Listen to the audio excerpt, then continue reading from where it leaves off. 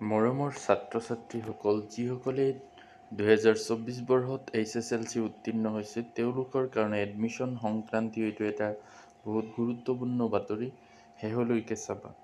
তো আগতে যেনেকৈ মানুহে HS ফাৰ্ষ্ট ইয়েৰত এডমিশ্যন ল'বলৈ হ'লে আমি কি কৰিব লাগিছিলে, কলেজত গৈ এটা ফৰ্ম আনিব লাগিছিলে, ফৰ্মটো ফিল আপ কৰি ডকুমেণ্টছৰ সৈতে ছাবমিট কৰি থৈ আহিব লাগিছিল। ডকুমেণ্টছ বুলিলে HSLCৰ ৰিজাল্টৰ মাৰ্কশ্বিট আৰু চাৰ্টিফিকেট।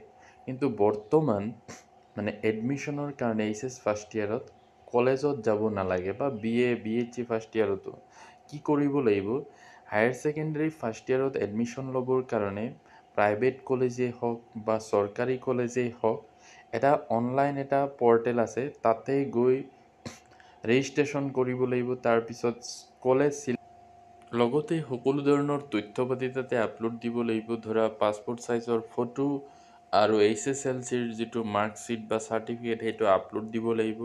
তাৰপিছত তোমাৰ ওচৰৰ যিটো লোকেশ্যন চিলেক্ট কৰিলে কলেজৰ নাম আহিব আৰু তেতিয়া তুমি প্ৰিফাৰেঞ্চ ৱাইজ অৰ্থাৎ 5টা কলেজৰ নাম দিব লাগিব। প্ৰিফাৰেঞ্চ বুলি ক'লে তুমি প্ৰথম কোনটো কলেজত এডমিশ্যন ল'ব খোজা সেইটোৰ নাম দিবা। তাৰপিছত সেইটোত নহ'লে নেক্সট কোনটো, এনেকৈ 5টা কলেজৰ নাম তাতে চিলেক্ট কৰি দিব লাগিব। তাৰপিছত তাত কি হ'ব, এটা লিষ্ট আহিব ৰেংক ৱাইজ। তো তুমি সেইটো কলেজত ছিট পাবা নে নাই সেই লিষ্টখন চাই তুমি গম পাবা।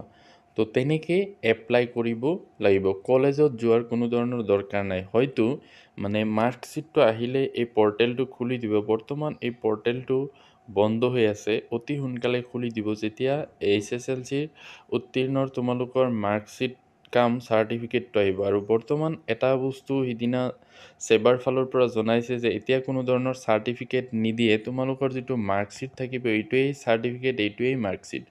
অৰ্থাৎ মাৰ্কশ্বিটৰ জেগাটো এইটো দিব লাগিব, চাৰ্টিফিকেটৰ জেগাটো এই একেটা বস্তুৱেই ছাবমিট কৰিব লাগিব। তো ব'লাচোন চাওঁ সেই ৱেবছাইটটো কি আৰু কেনেকৈ এইটো ৰেজিষ্ট্ৰেশ্যন কৰিব লাগিব।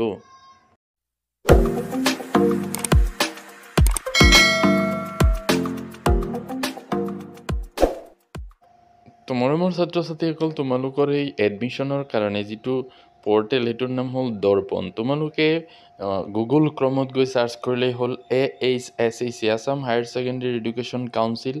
তেতিয়াই চাবা তলত এটা অপশ্যন আহে যে click here for online admission. তাতে ক্লিক কৰিলে এই দৰ্পণ পৰ্টেলটো খোল খাই যায়। আৰু দৰ্পণত চাবা এনেকুৱা থাকে ষ্টুডেণ্ট এডমিশ্যন, এইটোত ক্লিক কৰিলেই তোমালোকৰ এডমিশ্যন সংক্ৰান্তীয় যিবিলাক ফৰ্ম আছে এইবিলাক খোল খাব। প্ৰথমে ৰেজিষ্ট্ৰেশ্যন কৰিব লাগিব, তাৰপিছত কলেজ চিলেক্ট কৰিব লাগিব, এনেকুৱা বিভিন্ন অপশ্যনবিলাক আহি থাকিব।